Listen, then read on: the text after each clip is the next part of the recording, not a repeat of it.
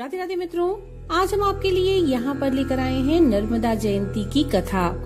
दोस्तों, नर्मदा जयंती माघ मास के शुक्ल पक्ष की सप्तमी को मनाई जाती है और ऐसी मान्यता है कि इस दिन भगवान शिव के पसीने से 12 वर्ष की एक कन्या ने जन्म लिया था और वही कन्या माँ नर्मदा थी। इसी कारण से इस दिन को नर्मदा जयंती यानी नर्मदा जी के जन्म पर्व के रूप में मनाया जाता है और ये बहुत ही भव्य रूप से ये त्योहार मनाया जाता है।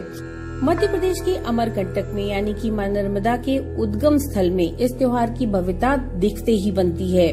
दोस्तों, पूरे एक हफ्ते तक चलता है ये त्योहार, जिसे नर्मदा जयंती महोत्सव भी कहा जाता है। तो चलिए शुरू करते हैं नर्मदा जयंती की कथा। वामन पुराण की एक कथा के अनुसार अंधकासुर भगवान शिव और मां पार्वती का पुत्र था।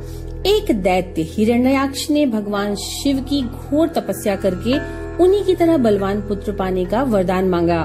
भगवान शिव ने एक क्षण भी गवाए बिना अपने पुत्र अंधक को हिरण्याक्ष को दे दिया।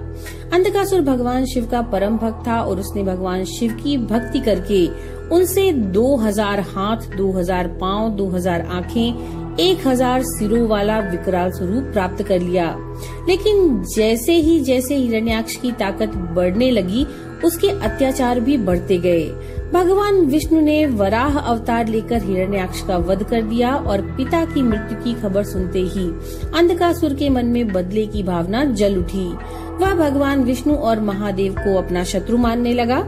अंधकासुर ने अपने बल और पराक्रम से देवलोक पर अपना आधिपत्य जमा लिया और ऐसा कहा जाता है कि राहु और केतु के बाद अंधकासुर इकलौता ऐसा दैत्य था जिसने अमृत पान किया था।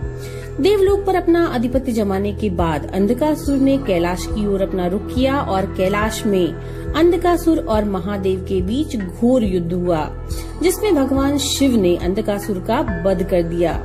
अंधकासुर का वध होने के बाद देवताओं को भी अपने द्वारा किए गए पापों का ज्ञान हुआ और सभी देवता भगवान विष्णु और ब्रह्मा भगवान शिव के पास आते हैं, जो कि मेकल पर्वत पर समाधिस्थ थे। भगवान शिव अंधकासुर राक्षस का वध करके शांत सहज समाधि भाव में बैठे हुए थे। बहुत सारी स्तुतियों और वंदना और प्रार्थना करने के बाद भगवान शिव ने अपनी आंखें खोली। सभी देवता निवेदन करते हैं कि हे भगवान, अनेकों प्रकार के विलास भोगों और असंख्य दैत्यों के वध से हमारी आत्मा पापी हो चुकी है। इसका निवारण भला कैसे किया जाए? कैसे हम पुण्य की प्राप्ति करें? इसके बाद भगवान शिव के सर से पसीने की एक बूंद धरती पर गिरी। कुछ ही क्षणों में वह बूंद तेजोमय कन्या के रूप में परिवर्तित हो गई। उस कन्या का नाम नर्मदा रखा गया और अनेकों वरदानों से उसे कृतार्थ किया गया। भगवान शिव ने नर्मदा को माघ मास के शुक्ल पक्ष की सप्तमी से नदी रूप में बहने और लोगों के पाप हरने का आदेश दिया। नर्मदा के अवतरण की इसी तिथि को नर्मदा जयंती मनाई जाती है। भगवान शिव से आदेश मिलने के बाद मां नर्मदा प्रार्थना करते हुए कहती हैं कि हे भगवान, मैं कैसे लोगों के पापों को दूर कर सकती हूँ। तब भगवान विष्णु नर्मदा माँ को आशीर्वाद देते हैं। नर्मदे त्वं महाभागा सर्व पाप हरि भव त्वदत्सु याः शिलाः सर्वा शिव कल्पा भवन्तुता। अर्थात, हे नर्मदा, तुम्हारे अंदर संसार के सभी पापों को हरने की क्षमता होगी। तुम्हारे जल से भगवान शिव का अभिषेक किया जाएगा और भगवान शिव ओमकारेश्वर के रूप में सदैव तुम्हारे तट पर विराजमान होंगे और उनकी कृपा तुम पर बनी रहेगी। जिस प्रकार स्वर्ग से अवतरित होकर गंगा प्रसिद्ध हुई, उसी प्रकार से तुम भी जानी जाओगी। स्कंद पुराण के रेवा खंड के अनुसार राजा हिरण्यतेजा अपने पितरों का तर्पण करने के लिए धरती के सभी तीर्थों पर गए, लेकिन तब भी पितरों को मोक्ष की प्राप्ति नहीं हो पा रही थी। तब उन्होंने अपने पितरों से पूछा कि आपको कहाँ संतुष्टि मिल पाएगी। पितरों ने बताया कि हमें मां नर्मदा के पवित्र जल में तर्पण से मोक्ष मिलेगा।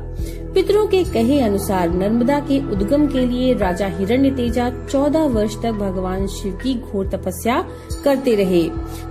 भगवान शिव राजा के तप से प्रसन्न होते हैं और हिरण्यतेजा वरदान स्वरूप में मां नर्मदा को धरती पर आने की याचना करते हैं। भगवान शिव ने तथास्तु कहा और अपनी बेटी नर्मदा को खुशी खुशी मगरमच्छ के आसन पर सवार करके विंध्याचल पर्वत पर भेजा और राजा ने अपने पितरों का नर्मदा के जल से नर्मदा के किनारे तर्पण करके उन्हें मोक्ष प्रदान किया। तो ये थी नर्मदा जयंती की कथा। नमो नारायण।